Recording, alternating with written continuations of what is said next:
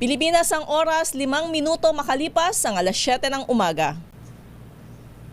Maynila, Maynila, ito ang Pilipinas.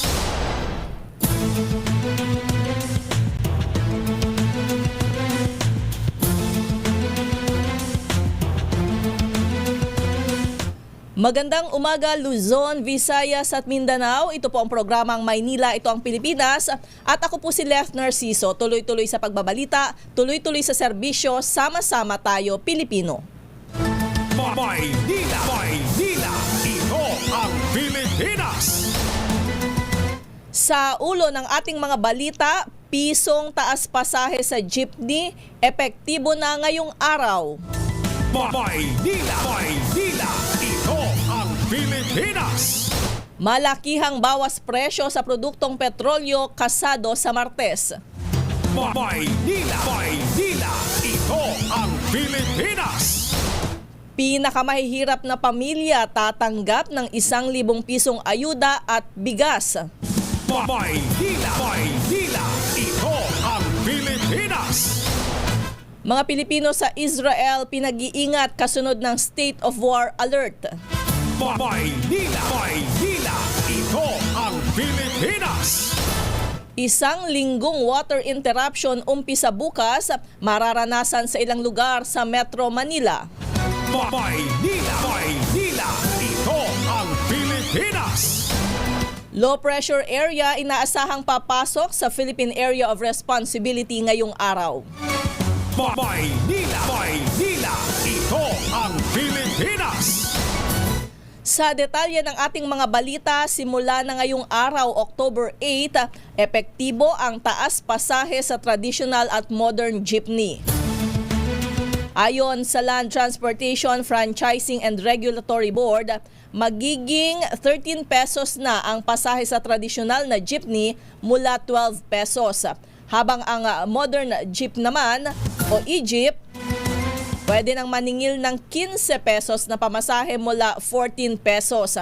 Inaprubahan ng LTFRB ang 1 peso provisional increase na hirit ng transport groups dahil sa serye ng taas presyo sa mga produktong petrolyo. Maynila, Maynila, ito ang Pilipinas.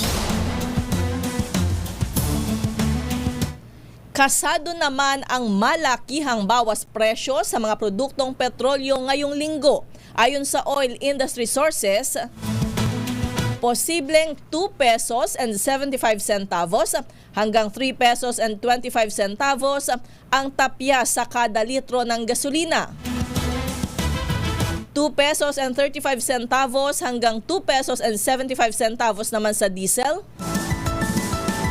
At 2 pesos and 55 centavos hanggang 2 pesos and 95 centavos ang maaring ibawas sa presyo ng kerosene.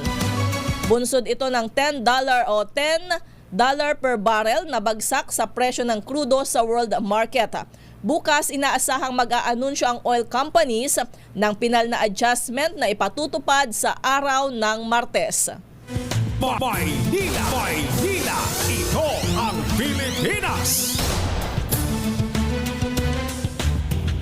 Pangungunahan ng Department of Social Welfare and Development at ng Kamara ang pamamahagi ng bigas at financial aid sa 2.5 milyong poorest of the poor sa susunod na 2 linggo. Sisimulan ang Malaya Rice Project sa Metro Manila, katuwang ang 33 mambabatas. Ayon kay DSWD Secretary Rex Gatchalian, ang bawat benepisyaryo ay tatanggap ng 1,000 piso at 15 kilo ng bigas na nagkakahalaga ng 500 hanggang 600 pesos. Bukod sa Metro Manila, sunod na ipatutupad ang proyekto sa Cebu, Davao at iba pang urbanized area kung saan nakatira ang pinakamahihirap ng mga Pilipino na pangunahing prioridad ng gobyerno na maabutan ng tulong. Maynila, Maynila, ito ang Pilipinas. Pinag-iingat ng Embahada ng Pilipinas ang mga Pinoy sa Israel kasunod ng deklarasyon ng pakikidigma ng naturang bansa laban sa pag-atake ng Hamas. Unang naglabas ng state of war alert ang Home Front Command ng Israel matapos ang serye ng surprise air at ground attacks ng Palestine-Hamas. Mismong si Israeli Prime Minister Benjamin Netanyahu ang nagdeklara ng "We are at war" bunsod ng Hamas attacks. Naglabas naman agad ng abiso ang Philippine Embassy sa mga Pinoy malapit sa Gaza Strip at South Israel na sundin ang safety guidelines ng Home Front Command. Batay sa abiso ng Home Front Command ng Israel, kailangang magkubli sa mga looban ng mga gusali ng kanilang mamamayan kung saan walang panganib sa pag-atake ng Hamas.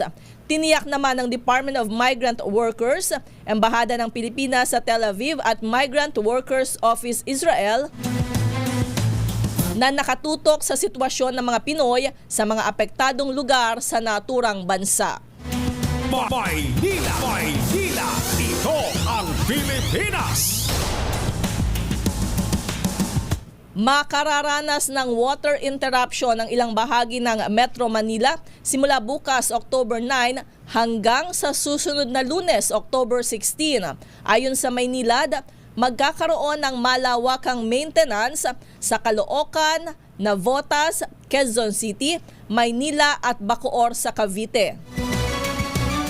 Kasabay din ito ang interconnection and line maintenance ng Manila Water sa bahagi ng San Juan City at Binangonan, Rizal. Patuloy namang pinaalalahanan ang publiko na mag-igib at mag-imbak na ng tubig para maging handa sa darating na isang linggong service interruption.